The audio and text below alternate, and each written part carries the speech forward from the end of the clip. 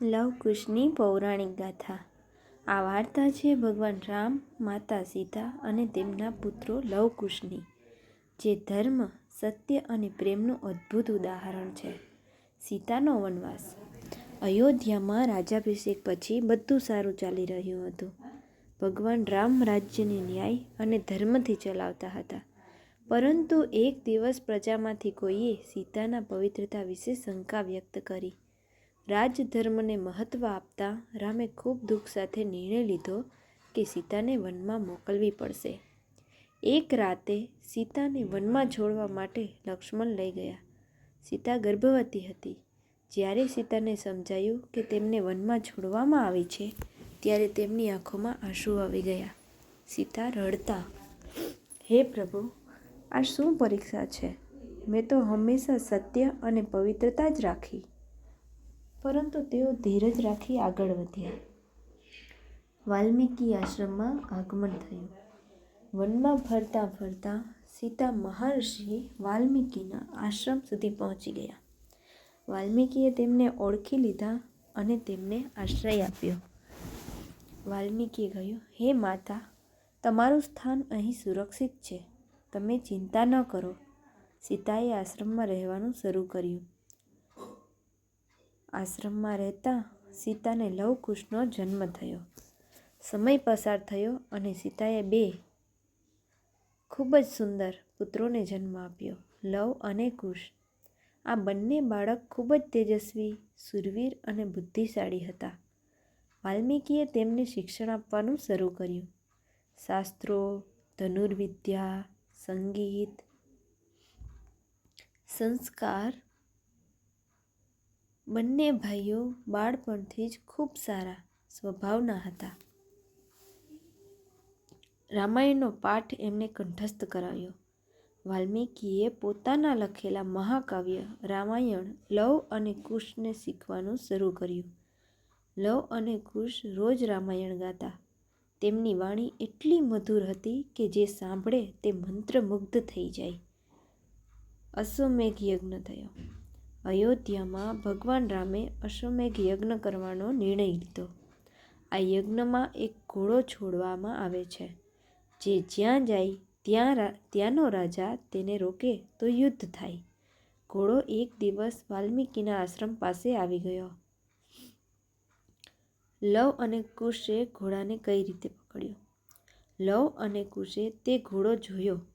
તેમણે લખેલું વાંચ્યું, આ ઘોડા અયોધ્યાના રાજા રામનો છે. કુશને થયું, ભાઈ, આનો અર્થ એ છે કે જો આપણે આ ઘોડાને રોકી લઈએ તો યુદ્ધ થશે. લવ, અમે યોદ્ધા છીએ. આપણે સત્ય માટે ઊભા રહેવું જોઈએ. તેમણે ઘોડાને બાંધી લીધો. યુદ્ધની શરૂઆત થઈ. જ્યારે રામના સૈનિકો આવ્યા, તેમણે કહ્યું, આ ઘોડો છોડો. પરંતુ લવ અને કુશે ઇનકાર કર્યો. ત્યારબાદ યુદ્ધ શરૂ થયું. લવ અને કુશે એકલા જ આખી સેના સામે લડાઈ કરી અને બધાને હરાવી દીધા. ત્યારબાદ તેમનું યુદ્ધ લક્ષ્મણ સાથે થયું. પછી લક્ષ્મણ આવ્યા. લક્ષ્મણ ખૂબ શક્તિશાળી હતા, પરંતુ લવ કુશની શૌર્ય સામે તેઓ પણ ટકી શક્યા નહીં. હનુમાનજી સાથે એમની ભેટ થઈ. પછી હનુમાનજી આવ્યા. હનુમાનજી લવ કુશની શક્તિ જોઈ આશ્ચર્યમાં પડી ગયા. તેમણે વિચાર્યું, આ બાળકો સામાન્ય નથી. રામ સાથે એમની મુકાબલો થયો. અંતે ભગવાન રામ પોતે આવ્યા. લવકુશે રામ સામે યુદ્ધ કર્યું. રામને લાગ્યું, આ બંનેમાં કંઈક ખાસ છે. આ બધા વચ્ચે સત્યનો ખુલાસો વાલ્મીકીએ કર્યો. વાલ્મીકીએ લવ અને કુશને કહ્યું, હવે સમય આવી ગયો છે સત્ય જણાવવાનો. લવ અને કુશે રામાયણ ગાયું, રામની આખી જીવનકથા. રામે સાંભળીને આશ્ચર્ય અનુભવ્યું. રામે કહ્યું, આ બાળકો કોણ છે? તેમને મારી જીવનકથા કેવી રીતે ખબર? સીતાનો અંતિમ નિર્ણય. વાલ્મીકીએ સીતાને બોલાવ્યા. સીતા આવી અને કહ્યું, હે પ્રભુ, આ તમારા પુત્રો છે, લવ અને કુશ. બધા આશ્ચર્યચકિત થઈ ગયા. રામને ખૂબ પસ્તાવો થયો, પરંતુ સીતાએ અંતિમ નિર્ણય લીધો.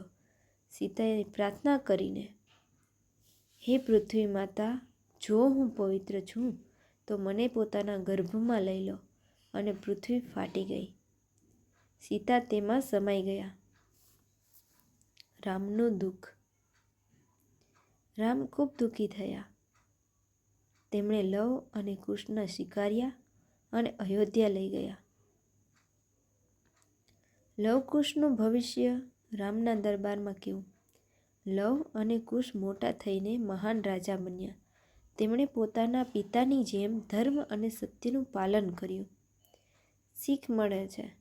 આ વાર્તા આપણને શીખવે છે કે સત્ય હંમેશા જીતે છે. ધર્મનું પાલન કરવું જોઈએ. માતા પિતાનો આદર કરવો જોઈએ. ધીરજ અને હિંમત જીવનમાં જરૂરી છે. માટે ધીરજ રાખો. રોજ નવી આવી વાર્તાઓ સાંભળવા માટે અમારી ચેનલને સબસ્ક્રાઈબ કરો. ને વાર્તા પસંદ આવી હોય તો લાઈક કરો, કોમેન્ટ કરો અને શેર જરૂર કરજો.